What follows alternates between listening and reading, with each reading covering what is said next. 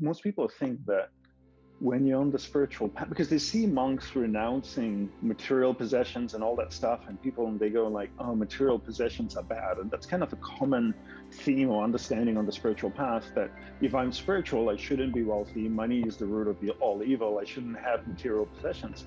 That's not really the reason, though, at least from the Hindu perspective, right? In the Hindu perspective of viewing it, that every material possession we have an energetic connection to it.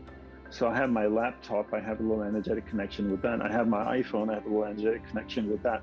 So if I have 1,000 things, I have 1,000 pieces of energetic connection to each of those items, which means energy is flowing out of me into those 1,000 things. Now, if I reduce those 1,000 things to 100 things, now I have less energy flowing out of me. Now, if I reduce it to 10 things, now I have less energy flowing out to me, which means I have a lot more energy. At the end of the day, what the goal was of the monastic life and understanding renunciation. It's not saying that material things or relationships with people are bad.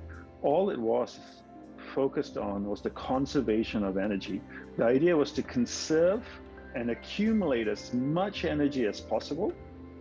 Take that accumulated energy, focus that energy into specific areas of the mind to awaken higher states of consciousness. So imagine my mind as having 1,000,000 light bulbs. If I stick a AAA battery in my spine, I might light up one of those light bulbs. If I stick a 9-volt battery in my spine, I might light up 2 or 3 of those light bulbs. But imagine if I plugged my spine into the power station that powered New York City. I could light up all these areas in my mind. So in order to light up those areas in the mind, you need sufficient amount of energy to channel it into those areas of the mind. Energy cannot be created or destroyed, right? But you can transfer energy from one thing to another. So the whole idea with renunciation is really making conscious, wise choices of where we're investing our energy, where are we hemorrhaging our energy, letting go of those things, accumulating energy, and then concentrating it to very specific areas of the mind so that we can awaken higher centers of consciousness. So that really was the purpose of this whole process. Completely. So take an athlete, for example, whether it's a soccer player or a tennis player, whoever it may be. If you're playing at the highest level, there's so many things that are demanding your energy. The press might be talking about you, the fans might be saying something about you, the critics out there. And if you're not careful, your energy could be directed to all of those things. Oh, I can't believe, the Guardian said that about me. I can't believe the Times said that about me. How could they? This is just so not true what they tweeted about me. I never said that. And before you know it, you're engaged in 20 different things or 30 different things that really don't deserve your attention and your energy, when your energy could be redirected and funneled towards what it is you want to accomplish. But if you look at most people, where's our energy going? All over the place. We're like a garden hose that we just swing around like a wild person. Have you ever turned the garden hose on, turned the tap on, and let the garden hose sit on the grass? It's like a snake, right? It's just like it's going all over the place. Nothing gets watered. But if you can actually grab the hose and point it at a plant, the plant gets sufficient energy, sufficient water for it to grow. Energy works the same way too. And that's why learning to focus is so critical, and something that I always talk about. Because at the end of the day, if you can't focus, then you can't focus your energy. And if you can't focus your energy, nothing grows.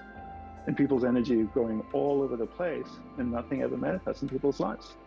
And then they wonder why, the whole visualization, law of attraction thing doesn't work. Well, you can't bloody focus. That's why it doesn't work.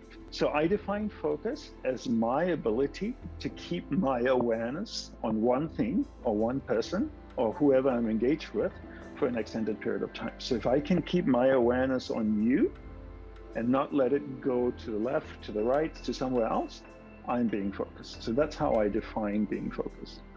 And it's really important, for all the people listening, that to define words, because people use words in today's world just so indiscriminately. I'll give you an example. People say things like, when I walk my dog every evening, that's my meditation. Cooking is my meditation. And then another person is sitting down cross-legged, spine straight, breathing, regulating his breath, eyes closed. That's my meditation. So I'm like, I'm very confused. What is meditation? Is it walking your dog? Is it cooking? Is it sitting down cross-legged?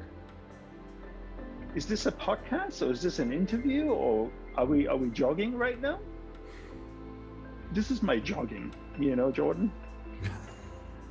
This is for me, this is jogging. Is that the right use of the word? Not at all, no. Yeah, so people just, I don't know, say all kinds of crazy stuff. So I think, as we learn about these different things, the first step is defining what these words are. When we define it, it's very clear to our conscious mind, to our subconscious mind, what this word is, how it's being used, and therefore we can now begin to use it in a way that can effectively help us, right? Our subconscious understand how the word is, and now can use it to help create change in our life.